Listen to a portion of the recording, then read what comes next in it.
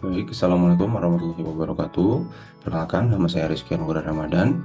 Saat ini saya ingin membuat video untuk pemenuhan laporan akhir. Baik, di sini yang sudah dilihat, yang bisa dilihat bahwa di sini saya mengikuti program Kampus Merdeka Studi Independen di PT Lentera Bangsa Benderang atau Binar Academy. Yang saya pilih course-nya itu adalah Product Management Digital Product. Oke, langsung saja. Di sini, Binar Academy ini merupakan salah satu pelopor startup edutech yang berfokus pada pengembangan kemampuan dan talenta secara digital dengan meningkatkan pengalaman belajar mahasiswa. Binar Academy ini memiliki visi yaitu saling inspirasi dan menyemangati, dan misinya ini adalah saling menemukan, saling berproses, dan saling terkoneksi. Untuk roles yang tersedia di studi independen ini, di sini cukup banyak, yaitu ada BI Engineering Bootcamp, BI Analysis Bootcamp, Data Science, dan lain sebagainya. Untuk saat ini, saya mengambil course di Binar Academy ini, yaitu bergerak di bidang Product Management Bootcamp. Oke, tujuan pembelajaran dari Product Management ini adalah, pertama, memperkenalkan kepada peserta mengenai dasar ilmu Product Management, terutama di bidang teknologinya. Yang kedua, di sini membantu peserta mempelajari penerapan ilmu Product Management dalam pekerjaan nantinya. Oke, sebelum itu kita perlu tahu terlebih dahulu, ada beberapa peran penting dalam program studi independen ini. Yang pertama ada fasilitator. Fasilitator ini adalah seorang praktisi di bidangnya yang akan mendampingi dan membimbing selama belajar bootcamp ini. Tugas dari fasilitator ini yaitu memfasilitasi kegiatan belajar selama bootcamp, menyampaikan dan mengembangkan materi, memberikan referensi untuk belajar selama di bootcamp, mendampingi forum diskusi, memberi tugas, melakukan presentasi, dan menerima dan memberi feedback. Oke, selain itu ada peran penting lainnya, yaitu SLS. SLS ini adalah Student Learning Support, yaitu untuk your one call away selama bootcamp berlangsung. Jadi kita bisa menanyakan apapun ke SLS ini. Tugasnya itu jika kita mengalami kesulitan atau ada pertanyaan mengenai administrasi di bootcamp, kita bisa menanyakan ke SLS, yaitu ketika mengalami kesulitan dalam menjalani proses belajar, ketika ingin berkonsultasi tentang karir dan masa depan, dan ketika butuh tempat untuk bersandar dan bercerita.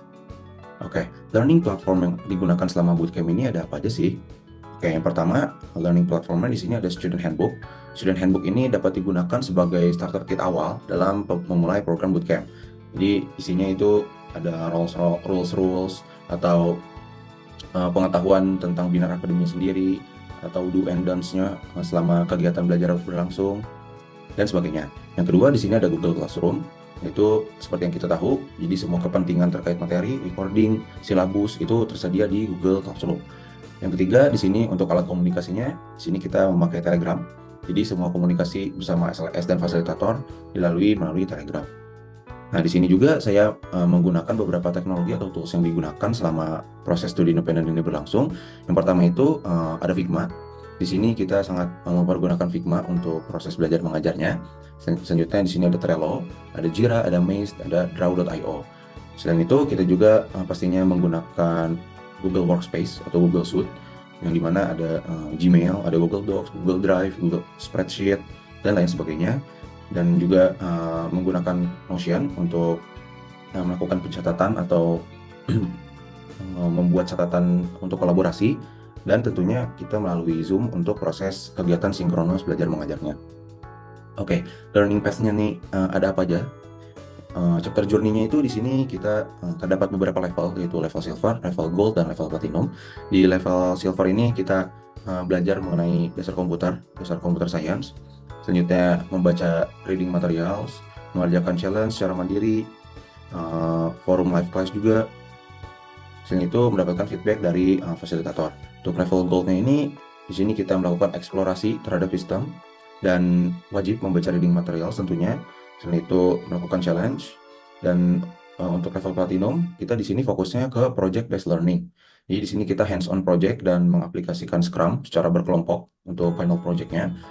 Selebihnya itu sama, kita melakukan forum live class dan diarahkan juga oleh fasilitator. Di sini ada level silver. Level silver ini terdiri dari beberapa chapter. Di sini ada chapter 0, chapter 1, chapter 2, chapter 3, yang dimana chapter 0 ini belajar mengenai programming introduction, seperti sejarah aplikasinya, konsep SDLC, tech stack, dan bahasa pemrogramannya.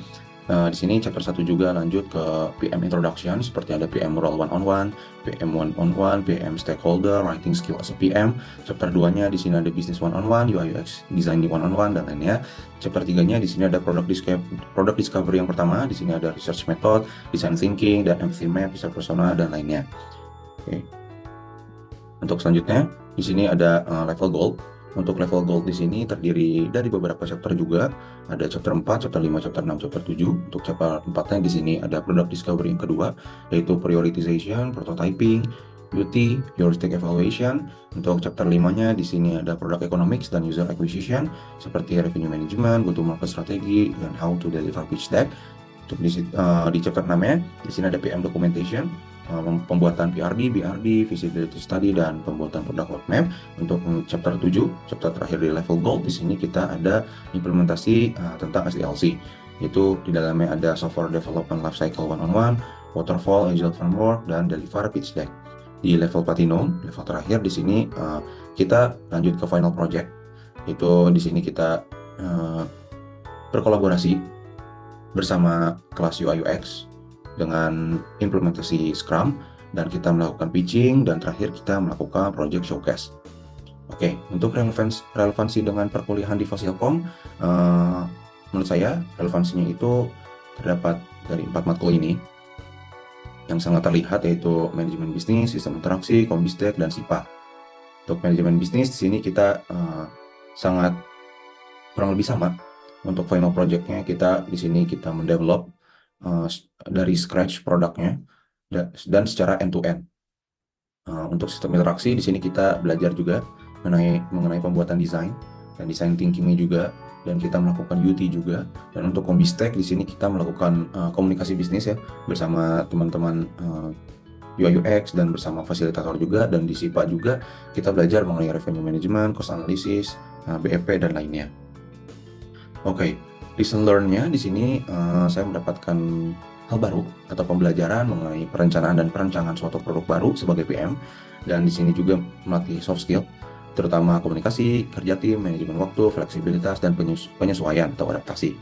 Selanjutnya di sini adalah melatih rasa kepemilikan dan tanggung jawab terhadap produk yang sedang dikembangkan. Selanjutnya menyusun beberapa dokumen seperti PRD, BRD, wireframe, research documentation, dan lainnya. Selanjutnya di sini saya menggunakan beberapa collaboration tools juga seperti Trello, FigJam, Figma, Jira, dan lainnya. Dan terakhir, tidak hanya mempelajari pengembangan produk dari sisi PM, tapi juga di sini kita belajar dari segala sisi seperti bisnisnya, marketingnya, dan UI UX-nya juga.